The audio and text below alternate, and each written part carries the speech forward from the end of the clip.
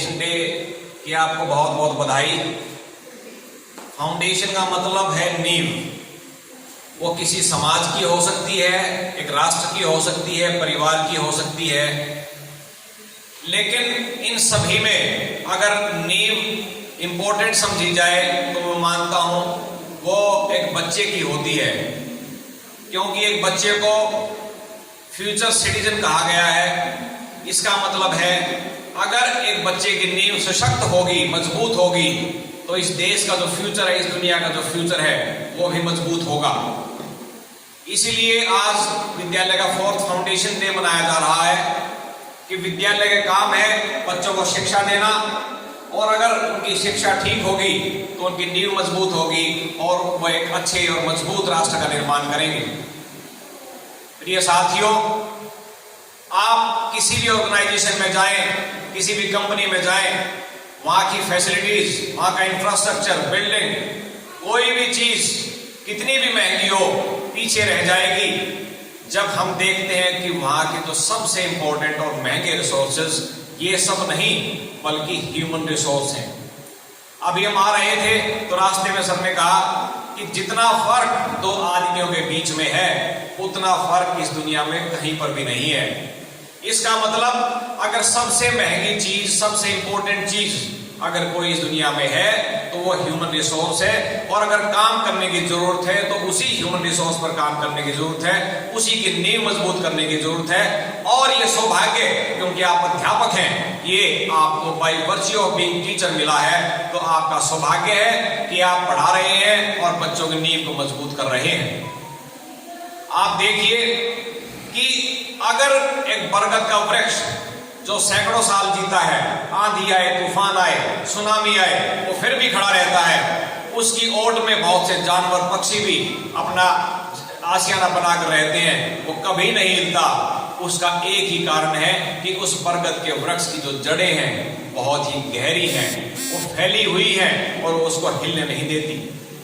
किसी भी समाज या राष्ट्र के लिए उसकी जड़ें मजबूत होना, उनका गहरा होना बेहद इंपॉर्टेंट है। और इन सभी का जो दायित्व है वो एक अध्यापक पर है, क्योंकि ये कहा गया है कि एजुकेशन एक ट्राइपोलर प्रोसेस है।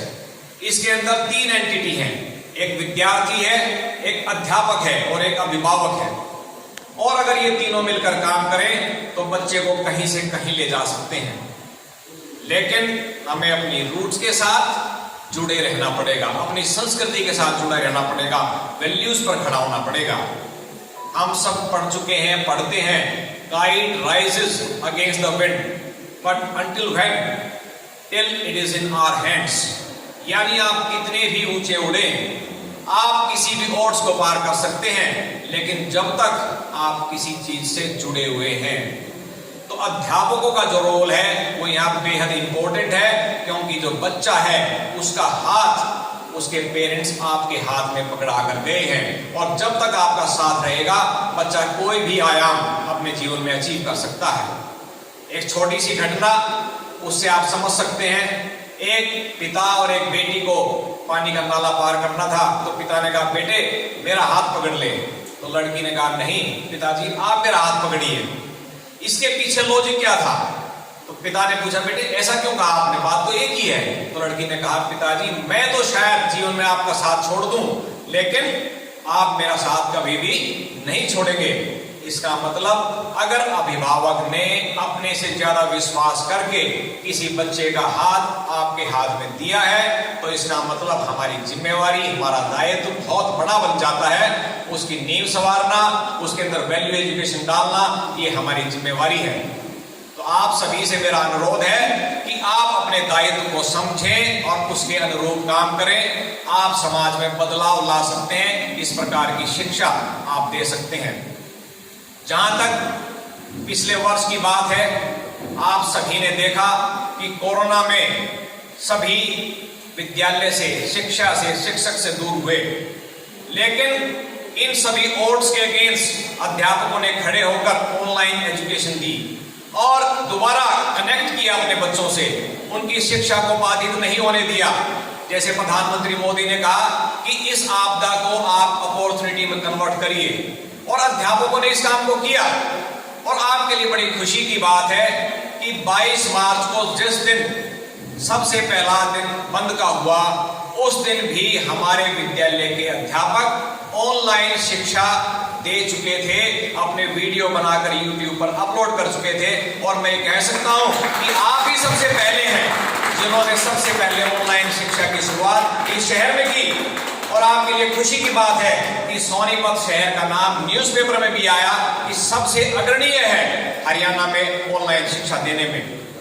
तो जब आपने ऐसी आपदा को अपॉर्चुनिटी में कन्वर्ट कर दिया, तो आप कोई भी बदलाव ला सकते हैं। आप चाणक्य की तरह आप देश में एकता का बिगुल बजा सकते हैं।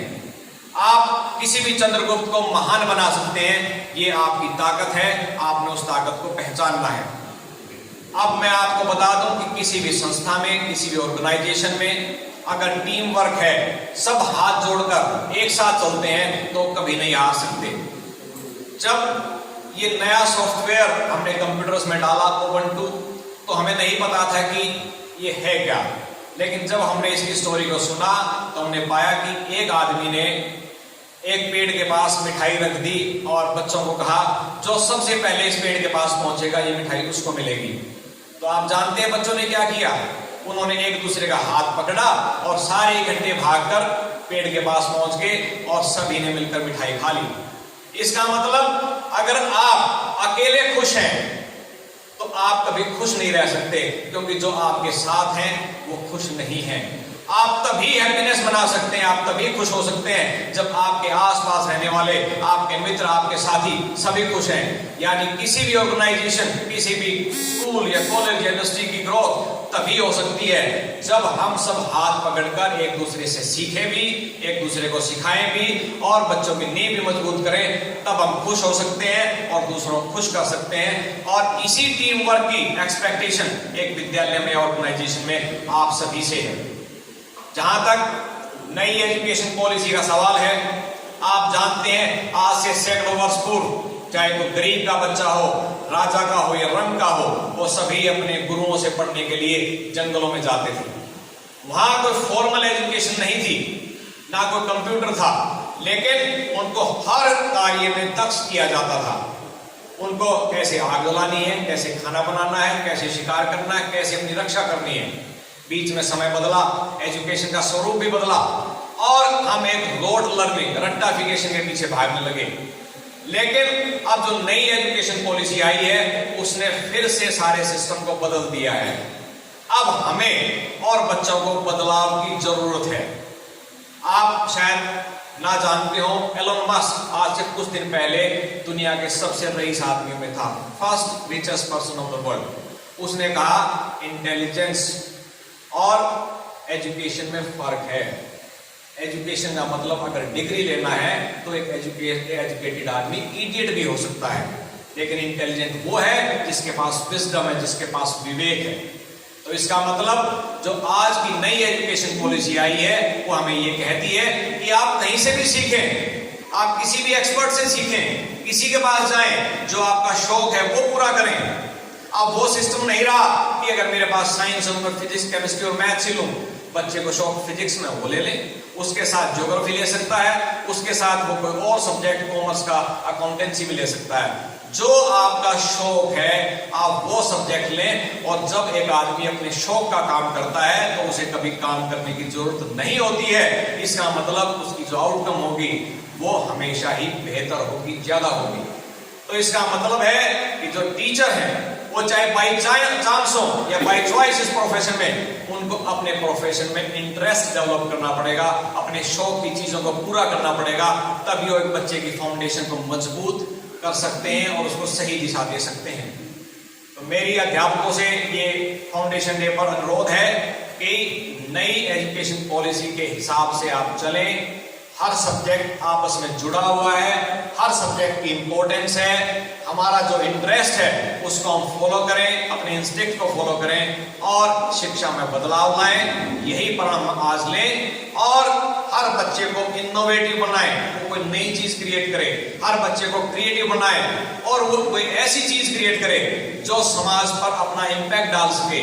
अब उसकी जरूरत है जो सोशल इम्पैक्ट दे सकता हो, और जो आदमी समाज में बदलाव लाता है वही लीडर कहलाता है। और इस स्कूल का लोगो भी यही कहता है, नर्चर लीडर्स। तो हमें इतना काम करना है कि हर बच्चे में हमें लीडर दिखाई दे, हर बच्चे को हम जिम्मेवारी दें और वो एक लीडर की तरह उभरे और समाज में बदलाव लाए। इन्हीं शब्दों के साथ आप सभी का धन्यवाद, नमस्कार। धन्यवाद सर, बहुत